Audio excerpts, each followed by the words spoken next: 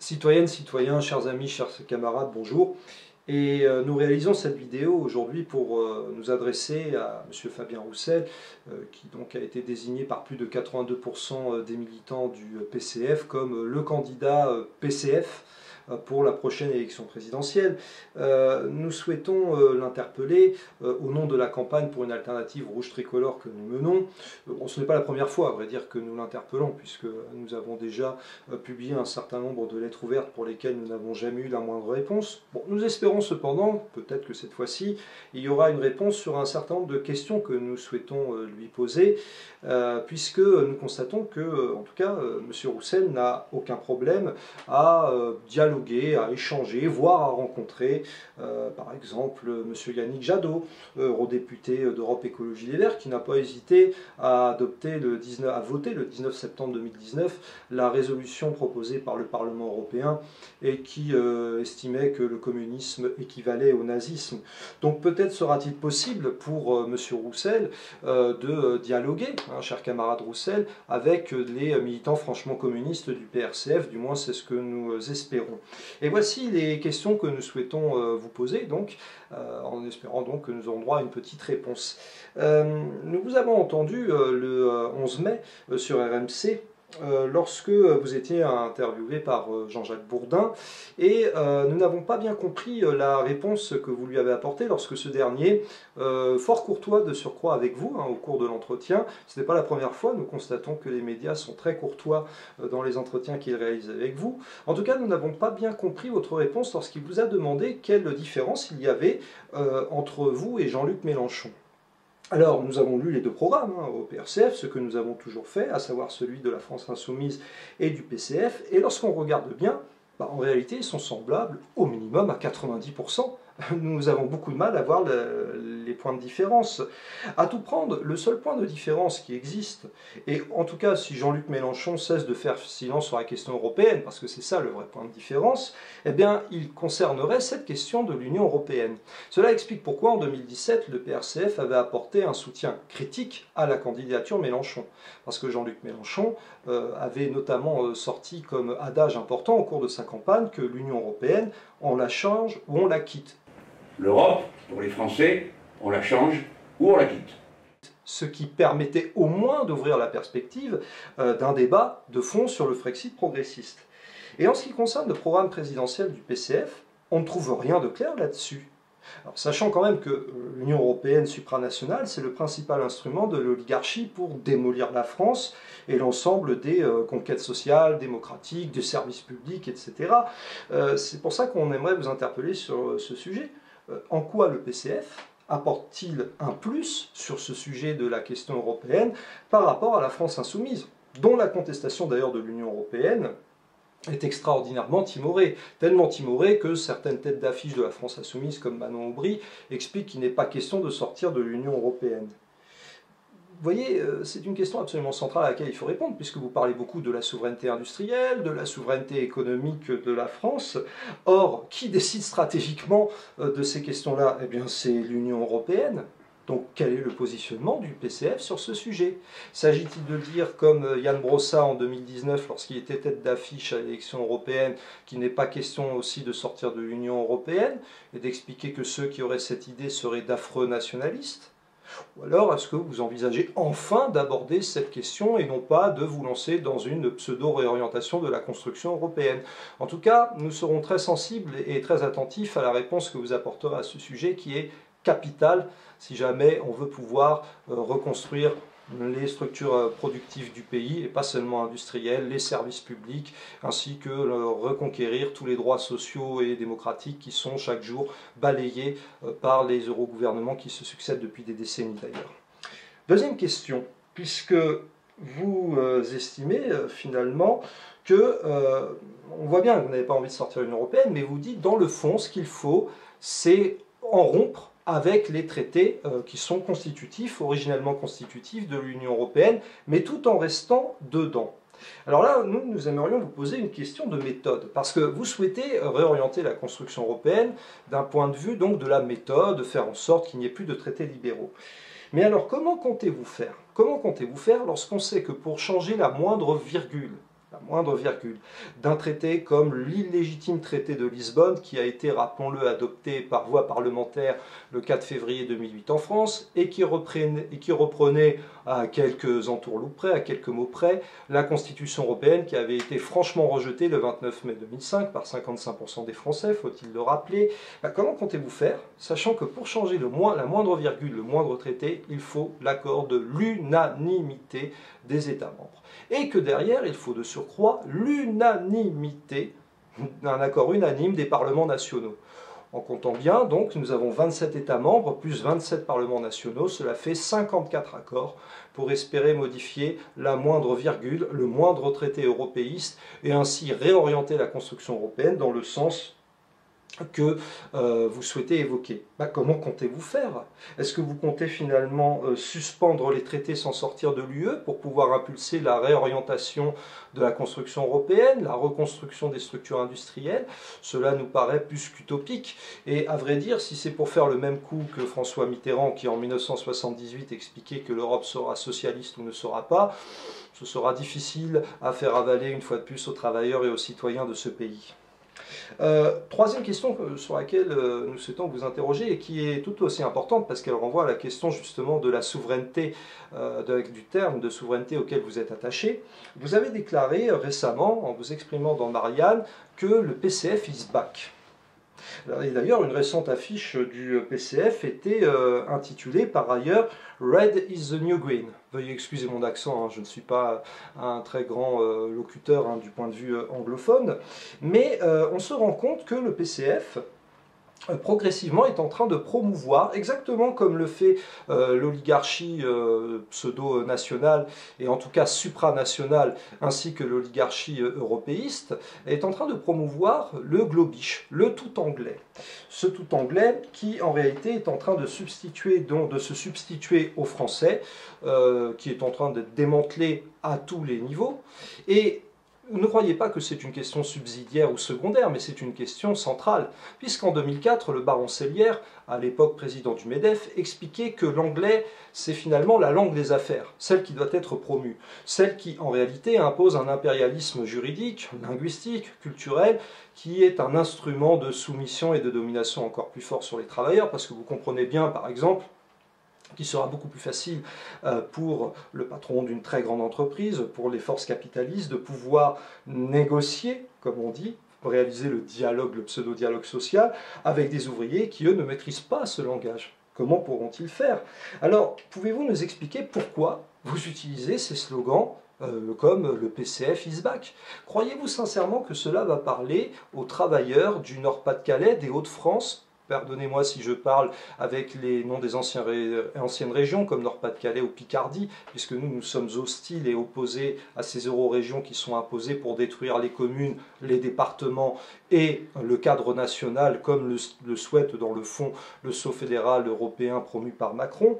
Eh bien, comment comptez-vous concilier finalement ces slogans publicitaires en globish avec le grand héritage de défense francophone que pratiquait le Parti communiste à une époque? Parce que le Parti communiste, c'était aussi celui d'Aragon, celui des lettres françaises, celui de Jean Ferrat et celui de la lutte du PCF de Jacques Duclos contre les accords Bloom-Burns de 1946, lorsqu'il y avait la dénonciation de la colonisation culturelle à raison provenant des États-Unis avec le cinéma débile, pas le cinéma intelligent et certainement pas un cinéma qui est là pour se concilier avec le cinéma français, un cinéma qui était là pour imposer finalement le modèle Made in USA, sans compter bien sûr la musique, la littérature, etc. Eh bien, que comptez-vous faire? Comment comptez-vous finalement transiger, ou plutôt négocier avec ce tout globish? Quatrième question. Finalement, vous prétendez, à travers votre candidature, incarner la ligne identitaire du PCF. Et vous expliquez que le PCF is back, que donc il y aura une candidature communiste, hein, c'est comme ça que vous présentez votre candidature à l'élection présidentielle. Alors seulement, il va falloir nous expliquer quelque chose. C'est que pour les élections régionales, par exemple, et puis dans le cadre de nombreuses élections départementales, vos principaux alliés sont soit le Parti socialiste, ou dit-elle, soit Europe Écologie Les Verts.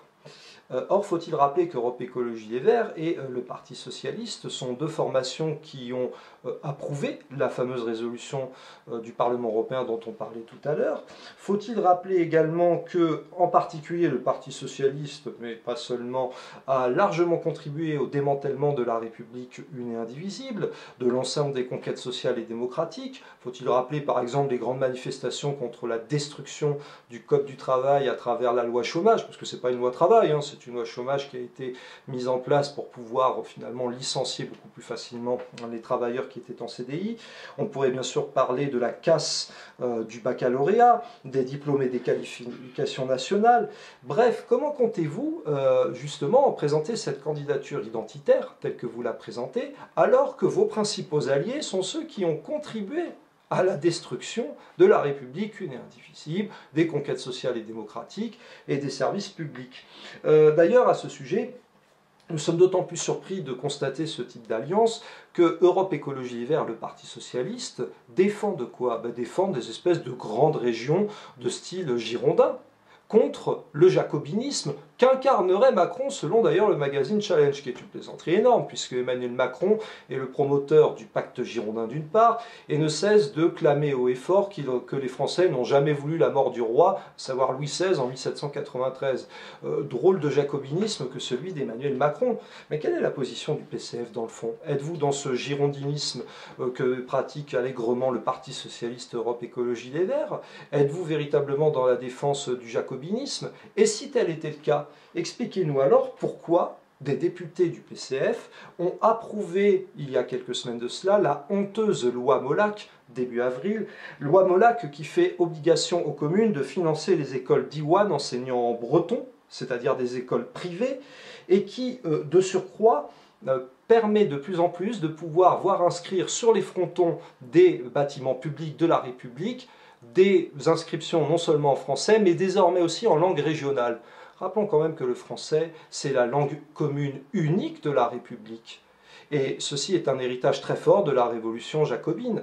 Pouvez-vous nous dire quel est votre positionnement par rapport à ceci? Approuvez-vous également le fait qu'il y ait désormais une collectivité européenne d'Alsace depuis le 1er janvier dernier, que la Bretagne est en train de suivre le même chemin, et qu'il existe également un euro-département de Moselle? Bref, est-ce que vous approuvez l'euro-dépaissement, l'euro-démantèlement de la République une et indivisible que le grand parti communiste a su défendre il y a quelques décennies de cela? Autre question que nous souhaitons vous poser également, c'est qu'en 2017, le PCF, au second tour de l'élection présidentielle, à 20h10 le 23 avril, c'est-à-dire 10 minutes après le résultat du premier tour, avait appelé à voter Macron pour faire barrage au Rassemblement national à l'extrême droite. Nous, en ce qui concerne le PRCF, nous avons clairement appelé à l'abstention populaire, en particulier des classes populaires qui s'apprêtaient à voter Marine Le Pen contre Emmanuel Macron. Et bien entendu, comme c'était prévisible, et malheureusement encore pire que ce que nous pensions, la politique de Macron a nourri l'extrême droite en stigmatisant en permanence les compatriotes musulmans, en multipliant les lois liberticides, en alimentant un État policier que l'on pense à la loi insécurité globale, parce que ce n'est pas la loi sécurité, c'est la loi insécurité globale qui a été d'ailleurs récemment adoptée, en fermant les yeux sur les comportements factieux de certains policiers et militaires, et d'ailleurs vous pouvez constater à quel point l'état de fascisation est désormais galopant en France lorsqu'on voit que déjà 2 tribunes sont sorties avec un soutien non négligeable d'ailleurs d'une partie de nos concitoyens. Eh bien en tant que communiste identitaire, est-ce que vous appellerez de nouveau à voter pour Emmanuel Macron au second tour de l'élection présidentielle en 2022 si le même cas de figure se représentait? Faut-il rappeler que Emmanuel Macron a battu des records en termes de gazage, de matraquage, d'éborgnement des mouvements sociaux, des mouvements syndicaux et des gilets jaunes, à tel point que même l'ONU s'était émue, ou même la Cour européenne du côté européen, il y avait eu de l'émotion pour dire que quand même la répression était très sévère envers les mouvements populaires. Alors appellerez-vous encore, comme d'un seul homme, à faire le barrage au fascisme en 2022 si jamais un faux duel et vrai duo Macron-Le Pen avait lieu au second tour de l'élection présidentielle? Enfin, une dernière question qui nous interpelle beaucoup, et encore plus lorsque vous prétendez incarner une candidature identitaire communiste, c'est que dès votre première prestation audiovisuelle, votre premier mot a été de rendre hommage à Alexandre Solzhenitsyn. Et puis, par la suite, vous n'avez cessé de multiplier des imitations dignes de Robert Rue, dans le fond, qui, qui, je rappelle, avait appelé à voter pour Emmanuel Macron dès le premier tour de l'élection présidentielle de 2017, et ce dernier le lui a bien rendu en le décorant de l'office de la Légion d'honneur, de la médaille de la Légion d'honneur. Eh bien, nous nous interpellons sur ce thème parce que nous constatons que vous versez dans l'autophobie permanente, celle qui consiste à renier et même à cracher sur le passé de l'Union soviétique et du mouvement communiste international, en vous voyant par exemple affubler Macron du terme de centralisme démocratique. Ainsi, Macron pratiquerait le centralisme démocratique, comme vous l'avez dit, à plusieurs reprises, et pas seulement une fois. Une fois, on pourrait comprendre une erreur, mais là, de toute évidence, c'en est pas une. De même que vous avez déclaré que les nationalisations ne font plus partie du logiciel communiste. Alors là, c'est assez étonnant, puisqu'il faut rappeler quand même que dans les années 1970, ce que Georges Marchais considérait comme le seuil minimum était quand même au cœur du programme commun de la gauche et comportait un certain nombre de nationalisations de secteurs clés. Et vous estimez donc que les nationalisations ne font plus partie désormais de ce langage communiste. Donc la question que nous souhaitons vous poser, elle est très simple. C'est que qu'est-ce qui vous distingue dans le fond du réformisme ? Puisque vous contestez le terme de centralisme démocratique, vous rendez hommage à Alexandre Solzhenitsyn, vous estimez que les kolkhozes, et c'était une chose terrible, catastrophique dans le fond, comme vous l'avez déclaré assez récemment, et puis vous estimez même que Joe Biden pourrait prendre sa carte au Parti communiste. Alors faut-il rappeler d'ailleurs que Joe Biden, en tant que belliciste qu'il est, avait approuvé la guerre en Irak en 2003, a bombardé la Syrie sans accord de l'ONU en février dernier, février 2021. Il a même réussi à faire plus tôt que Donald Trump lors de son mandat, lors du début de son mandat en 2017, ce qui est quand même extraordinaire. Eh bien, qu'est-ce qui vous distingue dans le fond du réformisme? Nous avons plutôt l'impression d'avoir affaire non pas à une candidature identitaire communiste, mais dans le fond à une candidature qui se rapproche d'un social-réformisme classique tel qu'avait pu l'incarner François Mitterrand en son temps. Voilà les questions sur lesquelles nous voulions vous interpeller, d'autant plus que vous estimez que votre candidature peut être un moyen de permettre au Parti communiste de se redresser, de connaître une renaissance. Nous estimons que ce sera plutôt à travers le pôle de renaissance communiste en France que nous y parviendrons. En tout cas, nous vous remercions de répondre à ces questions simples et nous vous prions, camarade Roussel, d'agréer l'expression de notre engagement franchement communiste à combattre toutes les contrefaçons politiques, contrefaçons avec lesquelles malheureusement vous vous associez un peu trop fréquemment, et à lutter plus que jamais pour la renaissance d'un véritable parti communiste de combat dans notre pays, dont les citoyens et les travailleurs ont très urgemment besoin afin qu'adviennent enfin les nouveaux jours heureux. À bientôt, camarade Roussel.